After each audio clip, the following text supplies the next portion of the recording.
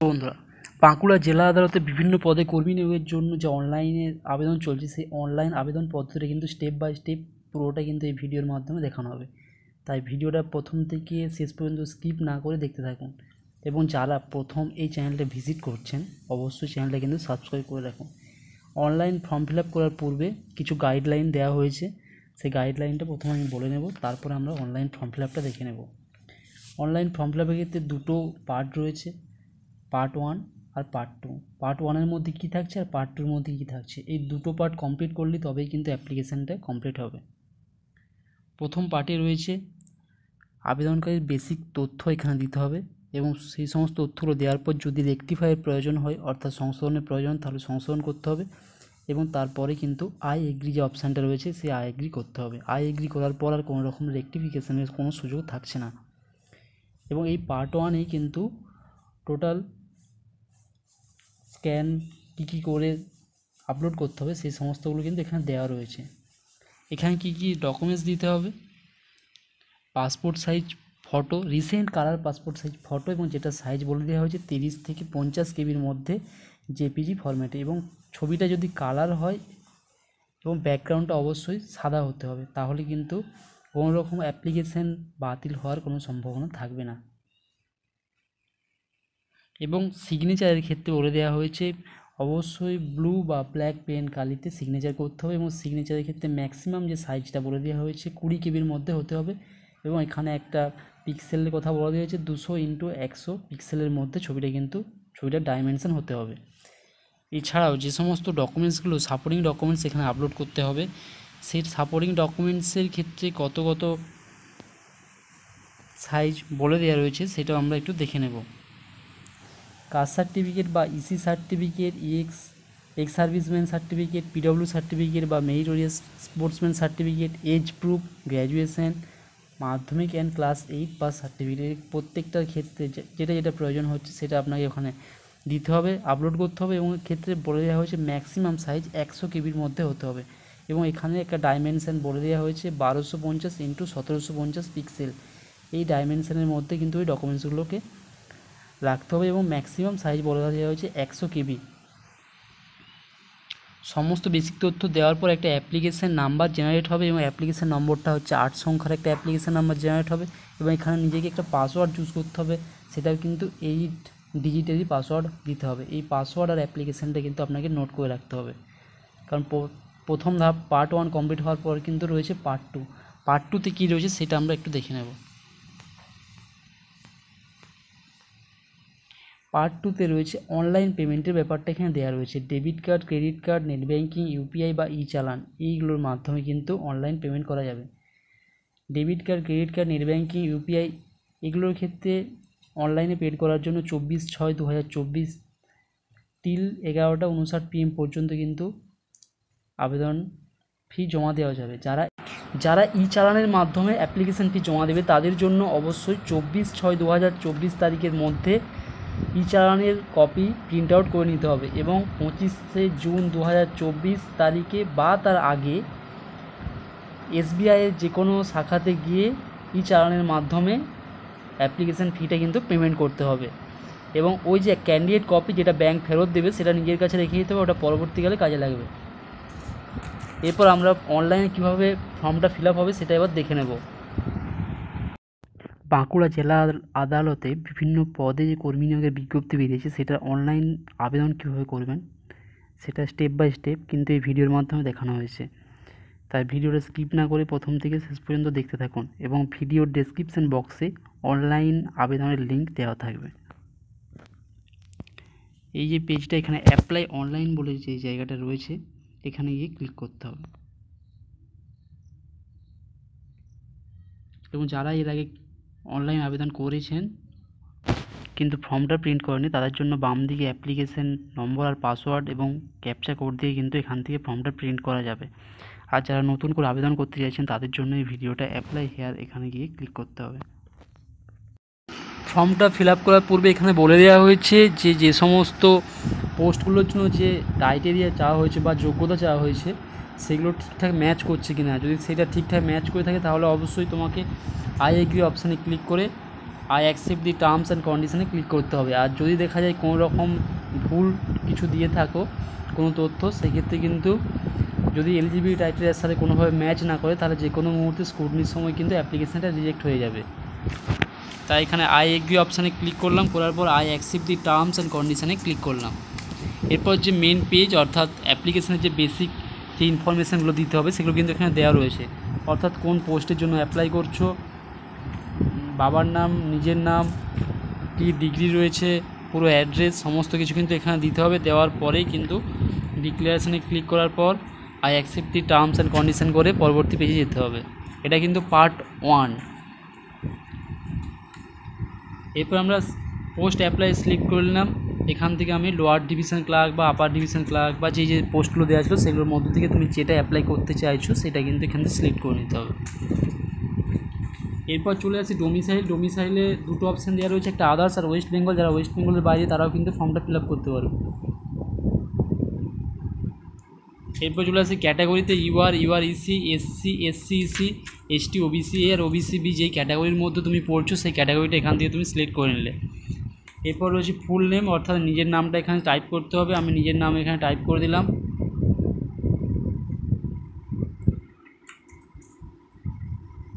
এরপর রয়েছে বাবার নাম, বা মায়ের নাম বা হাজব্যান্ডের নাম, যার নামটা তুমি দিতে চাইছো, যারা বিবাহিত মহিলা তারা হাজব্যান্ডের নামটা তাদেরকে দিতে হবে, তারা সেই হাজব্যান্ড অপশানটা এখান থেকে চুজ করে নেবে। যেহেতু আমি বাবার নাম দিতে চাইছি, আমি এখানটা ফাদার চুজ করলাম, এখানে বাবার নামটা লিখে দিতে হবে। এরপর চলে আসছি ডেট অফ বার্থের জায়গাটা, এখান থেকে ড্রপডাউন বক্স থেকে নিজের ডেট অফ বার্থটা সিলেক্ট করে নিতে হবে।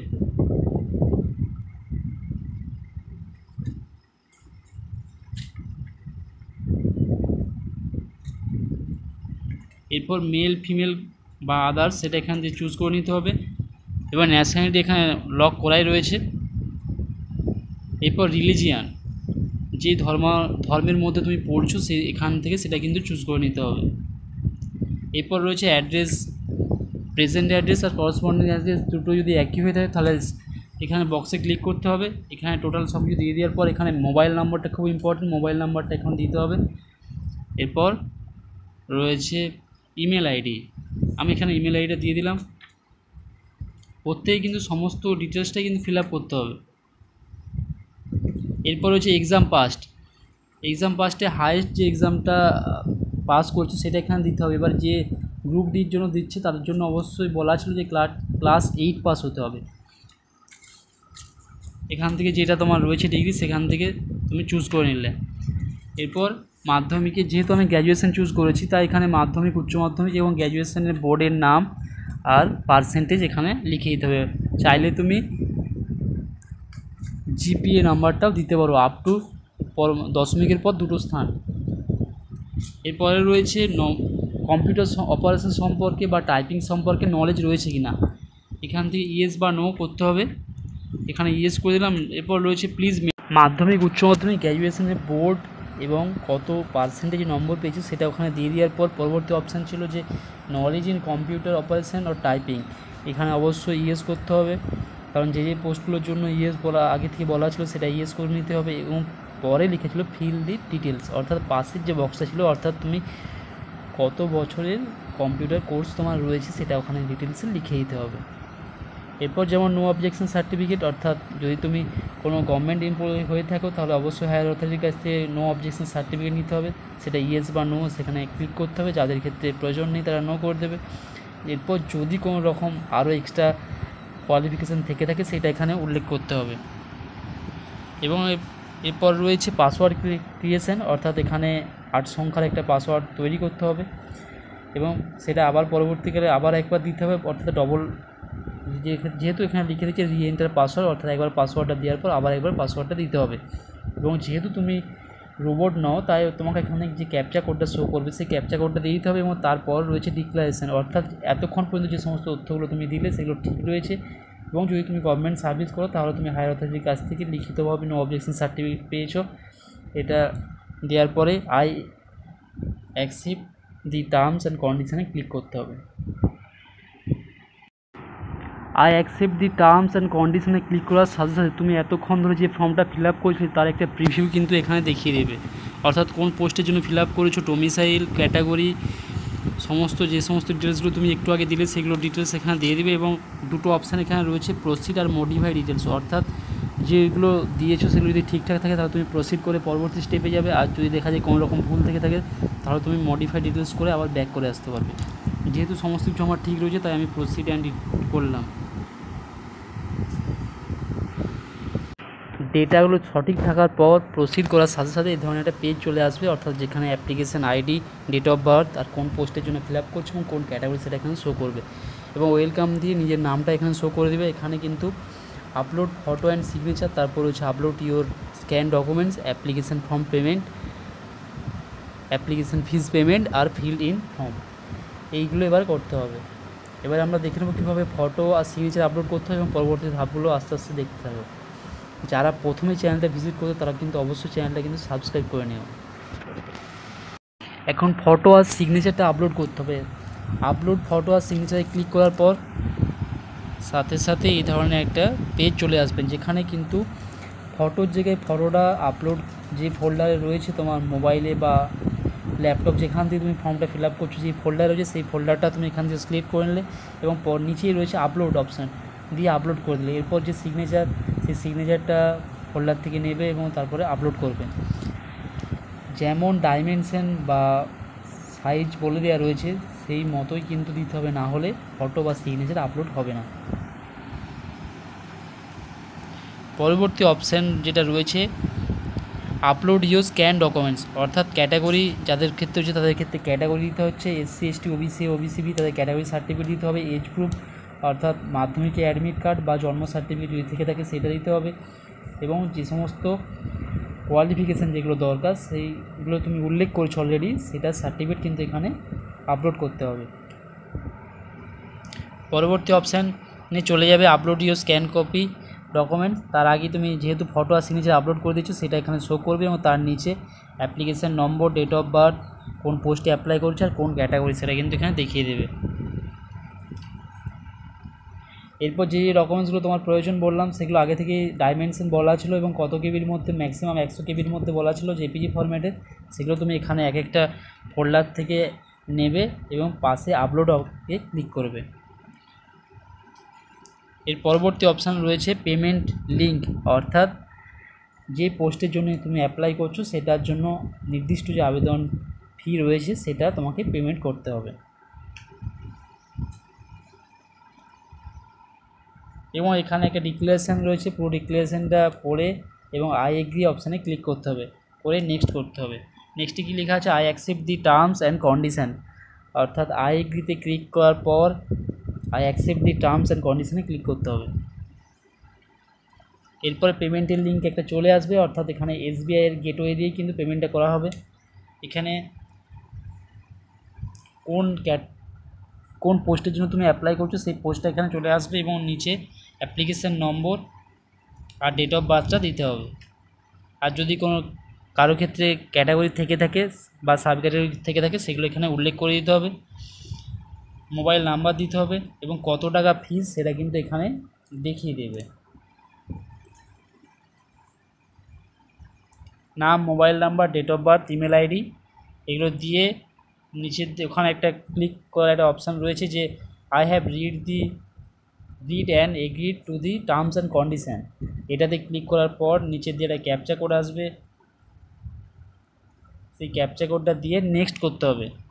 নেক্সট করার সাথে সাথেই কোন মাধ্যমে তুমি পেমেন্ট করতে চাইছো এখানে এবার নেক্সট করার সাথে সাথে কোন ক্যাটাগরি সেগুলো দেখিয়ে দেবে, কত টাকা ফিস নেবে সেটা এখানে শো করবে। এরপরে নেক্সট করতে হবে। নেক্সট করলেই কোন গেটওয়ে, যেহেতু এসবিআই গেটওয়ে, এরপর তুমি ডেবিট কার্ড না ক্রেডিট কার্ড না ইউপিআই পেমেন্ট করতে চাইছো নাকি ই-চালানের মাধ্যমে পেমেন্ট করতে চাইছো সেই অপশানটা এখান থেকে চুজ করতে হবে এবং চুজ করে সেখান থেকে তুমি যদি অনলাইন পেমেন্ট করতে চাও অনলাইন পেমেন্টের জন্য একটু সময় ধৈর্য হতো, যতক্ষণ না পেমেন্ট হচ্ছে পেজটা কোনোভাবে রিফ্রেশ বা ব্যাক করা চলবে না।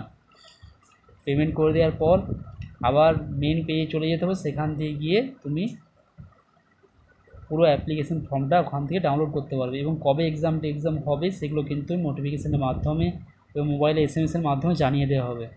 যারা চ্যানেলটা এতক্ষণ ধরে ভিজিট করছিল অবশ্যই একটা লাইক করে দিও এবং যদি কোনো রকম কোয়ারি থেকে থাকে সেটা কমেন্ট বক্সে জানাও। বা ওখানকার যে অফিসিয়াল মেল আইডি দেওয়া রয়েছে সেখানেও তুমি জানাতে পারো। Thank you. প্রত্যেকের দিন খুব শুভ হোক।